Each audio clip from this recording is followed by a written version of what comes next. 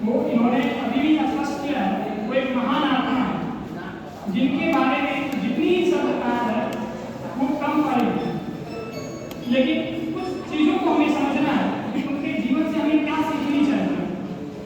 सब लोग जानते हैं कि उनका मूल नाम मोहनदास करमचंद गांधी था। जन्म 2 अक्टूबर 1869 ईस्वी गुजरात के पोरबंदर में हुआ था।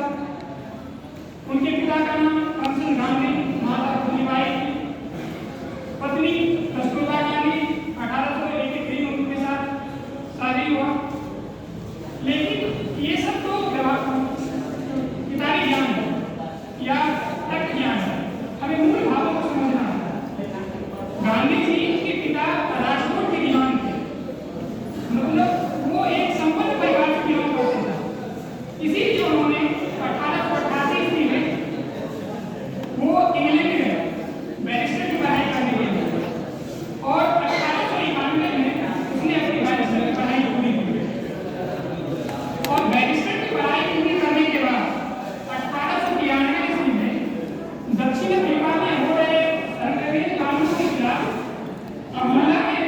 अब्दुल्ला एक व्यापारी था, उनका केस लड़ने के लिए अफ्रीका गए। वो 1893 में गए। कब गए? जब 1893 ईस्वी में स्वामी विवेकानंद भारत की तरफ से अमेरिका में हो रहे सम्मेलन में भाग लिए। वही 1893 ईस्वी जब जियोग्राफिकल सोसाइटी का सदस्य बनकर के इमिग्रेशन भारत आए थे। फिर उन्होंने दक्षिण अफ्रीका पहुंच करके विभिन्न तरह के रंगभेद कानूनों के खिलाफ उसने लड़ाई लड़ा। जैसे हम देखते हैं कि 1894 में उसने नेशनल कांग्रेस की स्थापना, 1904 में उसने फिनिक्स कॉम की स्थापना की, 1910 में टॉलस्टॉय कॉम की स्थापना की। ये स्थापना इसलिए कर रहे थे ताकि दक्षिण अफ्रीका में चल रहे रंगभेद कानूनों के खिलाफ वहाँ जो उपस्थित लोग हैं उनको छुटकारा मिल सके। इन सभी संस्थानों का रिजल्ट क्या हुआ कि 1914 में अधिकांश रंगभेद के कानून रद्द कर दिए गए।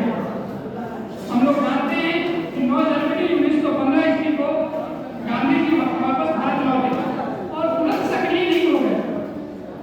जब वो उनसे गोपाल कृष्ण गोखले की मुलाकात हुई, उन्होंने कहा आप पहले कम से कम 1 साल भारत घूमिए और भारत को पहचानिए कि आखिरकार भारत है क्या।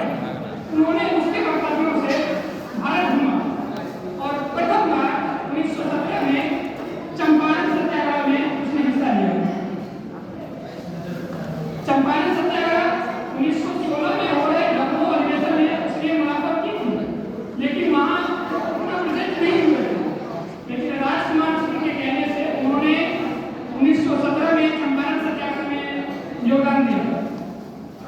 और वहाँ हमें 2 चीज देखने को मिलती है कि आखिरकार गांधी जी का विचार और आदर्श कैसे है। वहाँ देखा कि लोगों को एकत्रित किया गया सत्याग्रह के लिए, तो वहाँ महिलाओं की उपस्थिति बहुत कमी थी, बहुत कम थी महिलाएं। उसने ये बात उसने जानना चाहा कि आखिरकार महिलाओं की उपस्थिति यहाँ कम क्यों है। उन्होंने अपनी पत्नी को भेजा और कहा कि जाओ और पता करो कि आखिरकार महिलाओं की उपस्थिति क्यों है। तो वो वहाँ जाकर के पता किया कि उस समय की सामाजिक स्थिति पे जब